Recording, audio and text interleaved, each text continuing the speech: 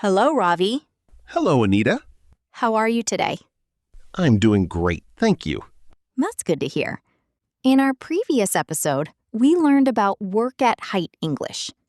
Did you practice those conversations? Yes, Anita. I practice them every day. I feel much more confident speaking English on site now. Excellent, Ravi. Today, we're going to learn another very important topic. What are we learning today? Today, we'll learn Confined Space English. That's a very important topic. Many accidents happen in confined spaces if proper procedures are not followed. Exactly. Every safety officer should know how to communicate confidently before anyone enters a confined space. I agree. Sometimes I know the safety rules, but I struggle to explain them in English. That's completely normal. Many safety professionals face the same challenge. That's why this series focuses on practical English used on real construction and industrial sites. That sounds very useful. I'm excited to learn today's lesson. Wonderful. Today, we'll practice conversations that you can use during site inspections, permit verification, interviews, and daily communication with workers. Great. I'm ready to begin. Let's get started. Ravi, let's start with a basic question. Can you explain what a confined space is? Yes, Anita. A confined space is an area with limited means of entry and exit. It is not designed for continuous occupancy. It may contain serious safety hazards. Excellent. That's a professional definition. Now, imagine that a site manager asks you, Ravi, is this storage tank considered a confined space? Yes, sir. This storage tank is classified as a confined space. Special safety procedures must be followed before anyone enters. Very good. Now, another question. What should we do before entering a confined space? First, we must obtain a valid confined space entry permit. Then, we should conduct atmospheric testing. We must ensure that proper ventilation is provided. We should verify that emergency rescue equipment is available. And we must confirm that a trained standby person is present. Excellent answer. Now, imagine that a new worker asks you, Sir, why do we need a confined space entry permit? The permit confirms that all required safety checks have been completed. It helps ensure that the work can be carried out safely. It also protects everyone involved in the activity. Excellent explanation. As a safety officer, your responsibility is not only to know the rules, you must also explain them clearly. I understand. Clear communication helps workers understand the risks and follow the correct procedures. Exactly. That's what makes a professional safety officer. Ravi, now let's talk about atmospheric testing. Why is atmospheric testing so important before entering a confined space? Because we must make sure the atmosphere is safe for workers. We need to check the oxygen level. We also need to check for toxic gases and flammable gases. Excellent. Atmospheric testing is one of the most important safety requirements. Now, imagine that I'm the site engineer. Ravi, have you completed the gas test? Yes, sir. The gas test has been completed. The oxygen level is within the acceptable range. No dangerous concentration of toxic gases has been detected. Flammable gases are also within safe limits. Very good. Now, suppose the gas detector shows an unsafe atmosphere. What should you do? Entry must not be allowed. We should improve the ventilation. Then we should repeat the atmospheric test. Workers can enter only after the atmosphere is confirmed to be safe. Excellent answer. Now, imagine that a worker asks you, Sir, why can't we enter now? Because the atmosphere is unsafe. Entering now could result in serious injury or even death. Your safety is our first priority. We will allow entry only after all safety requirements have been met. That's a very professional explanation. A good safety officer never takes chances with atmospheric hazards. Absolutely. Safety always comes before production. Exactly, Ravi. That's the attitude every safety professional should have. Ravi, Now let's talk about the Confined Space Entry permit. Why is it important for a safety officer to verify the permit before entry? Because the permit confirms that all required safety checks have been completed. It also ensures that the work has been properly authorized. Excellent. Now imagine that I'm the permit issuer. Ravi, have you verified the Confined Space Entry permit? Yes, Anita. I have checked the permit carefully. All required signatures are available. The permit is valid for today's activity. The work location and job description are correct. Very good. What else should you verify before allowing entry? I will review the atmospheric test results. I will confirm that all energy sources have been isolated. I will check that the ventilation system is operating properly. I will also verify that emergency rescue equipment is available at the site. Excellent answer. Now, suppose the permit has expired. What should you do? The work must stop immediately. An expired permit cannot be used. A new permit must be issued and approved before the work continues. Excellent. Now, imagine that the contractor says, "We only have 30 minutes of work left. Can we continue?" I'm sorry, but we cannot continue with an expired permit. Safety procedures must always be followed. We must obtain a new, approved permit before restarting the job. That's exactly the right response. A professional safety officer follows procedures without making exceptions. I completely agree. Safety always comes before production and deadlines. Ravi, now let's talk about the standby person. Why is a standby person required during confined space work? Because the standby person continuously monitors the workers inside the confined space. He stays outside the entry point throughout the entire operation. He is also responsible for maintaining communication with the workers. Excellent. Many people underestimate this responsibility, but it is one of the most important roles during confined space entry. I completely agree. The standby person plays a critical role in keeping everyone safe. Now, imagine that I'm the standby person. Ravi, before the workers enter, what should I check? First, confirm the names of everyone entering the confined space. Make sure the entry log is complete. Test the communication equipment. Verify that emergency contact numbers are available. And never leave your assigned position while workers are inside. Excellent answer. Now, imagine that a worker calls you over the radio. Ravi, I feel dizzy and I'm having difficulty breathing. What should the standby person do? Stay calm. Inform the entry supervisor immediately. Stop the work. Activate the emergency rescue procedure.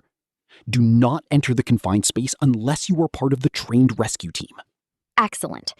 That is one of the most important safety rules. Many serious accidents happen because someone rushes inside without proper training. That's true. Only trained rescue personnel should perform confined space rescue operations. Exactly. A professional safety officer follows the rescue plan instead of acting emotionally. Safety is about making the right decision, even during an emergency. Ravi, now let's talk about emergency rescue procedures. Imagine that a worker inside the confined space suddenly becomes unconscious. As the safety officer, what will you do first? First, I will raise the emergency alarm. Then I will inform the entry supervisor immediately. I will also contact the emergency rescue team. Excellent. Will you immediately enter the confined space to rescue the worker? No, Anita. I will never enter the confined space without proper authorization and rescue equipment. An unplanned rescue can create more casualties. That's absolutely correct. Many rescuers lose their lives because they rush into a confined space without following the rescue procedure. Yes, the rescuer's safety is just as important as the victim's safety. Exactly. Now imagine that the rescue team has arrived. The rescue team leader asks you, Ravi, what is the current situation?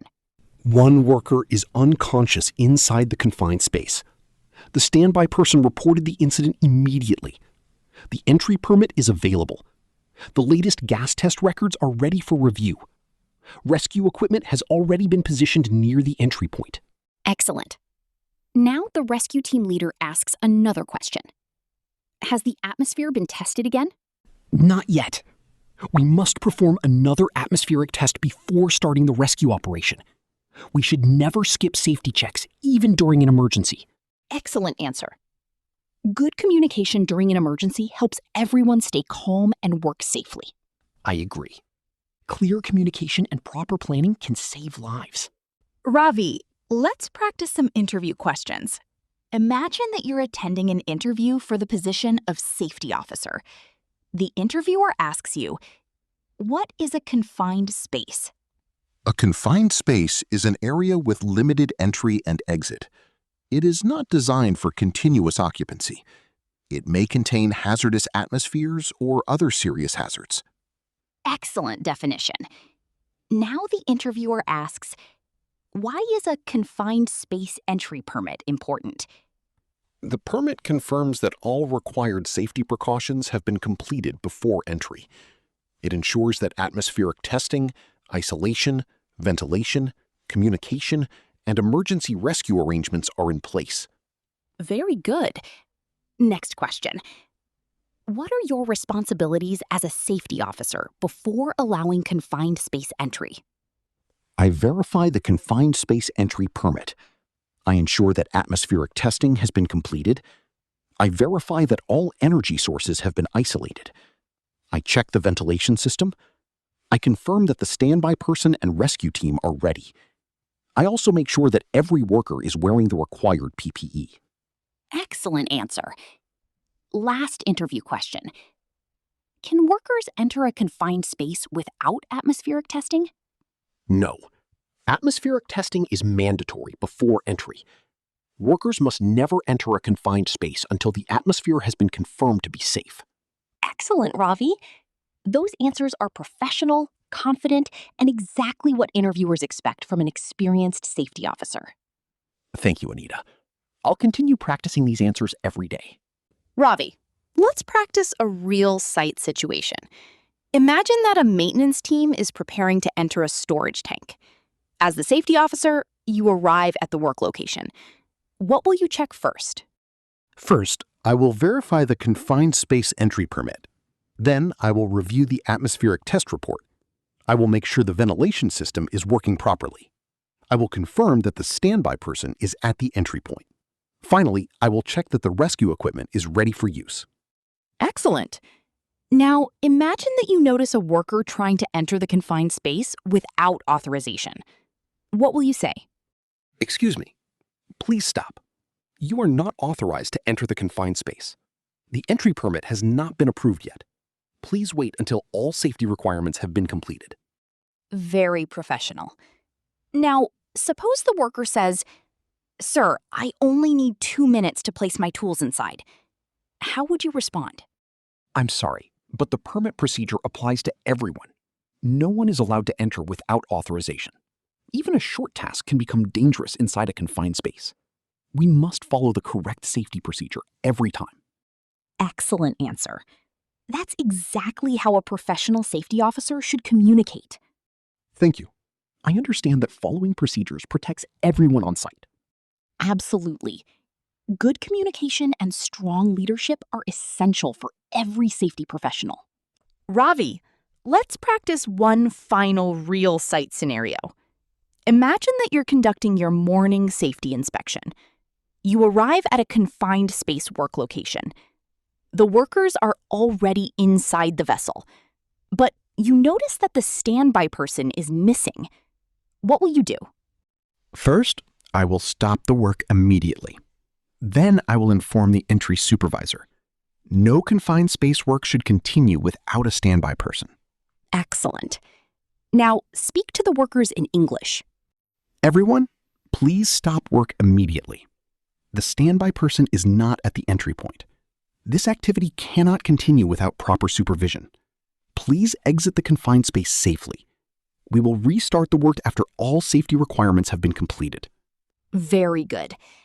Now, imagine that the supervisor says, "Ravi, there are only 10 minutes of work left.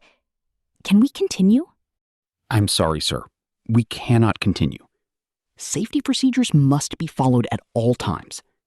the standby person must return to the entry point before work resumes. Excellent answer. Last question. Why is the standby person so important? The standby person continuously monitors the workers inside. He maintains communication with the entry team. He keeps the entry log updated. And he immediately starts the emergency response if an incident occurs. Excellent, Ravi. That's exactly how a professional safety officer should think. Thank you, Anita. Today's lesson has helped me understand both the safety procedures and the English communication used on site. Ravi, we've reached the end of today's lesson. Before we finish, let's do a quick revision. Are you ready? Yes, Anita. I'm ready. Great. First question. What is a confined space? A confined space is an area with limited entry and exit. It is not designed for continuous occupancy. It may contain hazardous atmospheres or other serious hazards. Excellent. Second question. What is the first thing you should verify before allowing confined space entry? I should verify that a valid confined space entry permit has been approved. Correct. Third question. Why is atmospheric testing important? Atmospheric testing confirms that the oxygen level is safe. It also detects toxic gases and flammable gases before anyone enters. Very good. Fourth question. What should you do if the atmosphere is unsafe? No one should enter the confined space. We should improve ventilation. Then we should perform another atmospheric test before allowing entry. Excellent. Last question. What is the primary responsibility of the standby person? The standby person monitors the workers inside the confined space. He maintains communication. He keeps the entry log updated, and he immediately starts the emergency response if required. Outstanding answer, Ravi. You've improved a lot since episode 1. Thank you, Anita. I feel much more confident speaking English on construction sites now. That's wonderful to hear. Remember, becoming fluent in English doesn't happen overnight. It happens through daily practice. Even 10 minutes of practice every day can make a big difference. I'll continue practicing every day. I want to become a confident safety professional. That's the right attitude. Here's today's challenge. Choose 10 English sentences from today's lesson. Speak them aloud 3 times. Record your voice, listen to your pronunciation, and practice again tomorrow. That's a great exercise. I'll start today. Excellent. If you enjoyed this lesson, keep learning with us every week. For safety officer career guidance, interview preparation, practical safety training, and professional study materials, visit www.thehsecoach.com. And don't forget to subscribe to the HSE Coach on YouTube for more English lessons, specially designed for safety professionals. Thank you for joining us today. Keep improving your English. Keep improving your safety knowledge. I'm Anita. And I'm Ravi. Stay safe. Keep learning. See you in the next episode. Goodbye, everyone.